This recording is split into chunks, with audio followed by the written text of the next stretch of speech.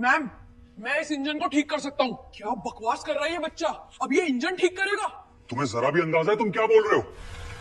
अब मैं अपनी औकात दिखाऊंगा और इस इंजन को ठीक कर दूंगा। साल 2023 का अगस्त महीना था। बेंगलुरु की इलेक्ट्रॉनिक सिटी में वह सुबह कुछ अलग थी।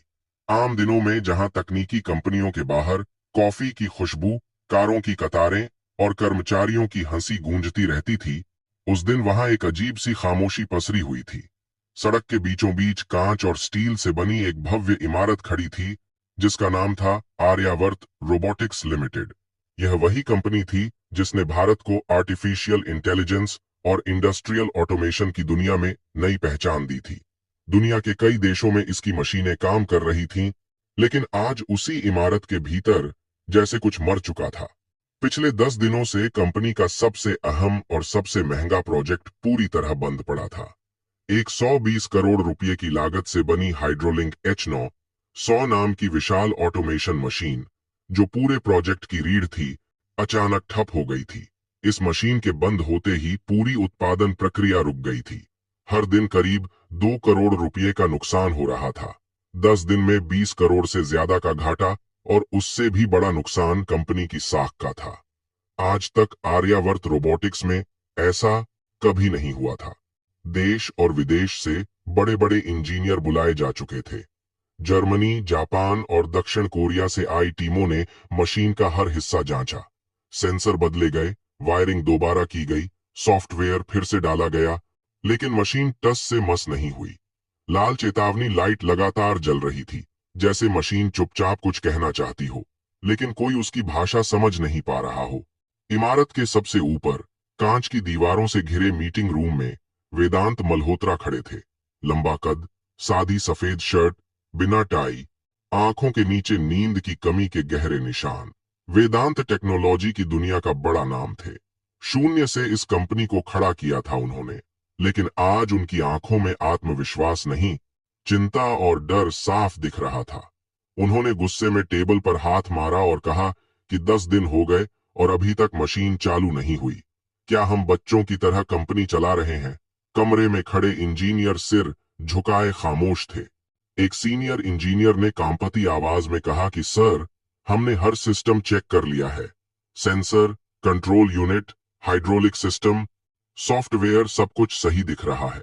दूसरे इंजीनियर ने बताया कि जर्मनी की स्पेशल टीम भी 3 दिन से लगी हुई है, लेकिन असली समस्या पकड़ में नहीं आ रही। वेदांत ने गहरी सांस ली।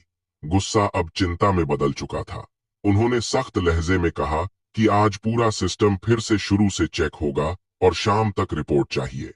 मीटिंग खत्म हुई। वेदांत थके हुए कदमों से लिफ्ट की ओर बढ़े और नीचे आए। जैसे ही वह गेट के पास पहुंचे, उनकी नजर फुटपाथ पर बैठे एक लड़के पर पड़ी।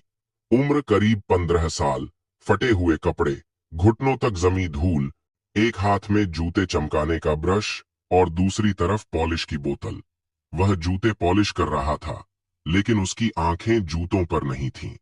वह सामने खड़ी आर्यावर्त रोबोटिक्स की ऊंची इमारत को लगातार देख रहा था, जैसे उस कांच के भीतर उसका कोई सपना कैद हो। उस लड़के का नाम आरव था। वेदांत ने उसे बस एक नजर देखा और फिर आगे बढ़ गए। उन्हें क्या पता था कि यही लड़का कुछ ही घंटों बाद उनकी जिंदगी का सबसे बड़ा मोड़ बनने वाला है। आरव हर दिन यहाँ आता था। सुबह जूते पॉलिश करता, दोपहर में चाय वाले की मदद करता और शाम को फिर इसी जगह बैठ जाता। लेकिन वह बाकी बच्चों जैसा नहीं था। उसकी नजरें हमेशा कंपनी के मशीन सेक्शन की ओर टिकी रहती थीं। आज भी अंदर इंजीनियरों की भाग दौड़ चल रही थी। अलार्म की आवाजें गूंज रही थीं। लाल चेतावनी लाइट अब भी जल रही थी। आरव ने धीरे से खुद से कहा कि 10 दिन से मशीन बंद है, लेकिन ये लोग गलत जगह देख रहे हैं। असली समस्या तो बैकअप यूनिट में है।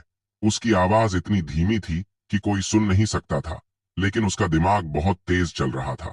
उसे पता था कि कोई उसकी बात नहीं सुनेगा, क्योंकि दुनिया जूते पॉलिश करने वाले बच्चों की बात नहीं सुनती। किसी को नहीं पता था कि यह बच्चा दिन में सड़क पर बैठता है और रात में मशीनों से बातें करता है। किसी को नहीं पता था कि उसकी जिंदगी कितनी खामोशी में लड़ रही है। आरव इमारत को देखते हुए मन ही मन बोला कि काश उसे बस 5 मिनट मिल जाएं। सिर्फ 5 मिनट। वह इस मशीन को ठीक कर सकता है, लेकिन किस्मत हर किसी को मौका सीधे नहीं देती। अक्सर वह पहले इम्तिहान लेती है और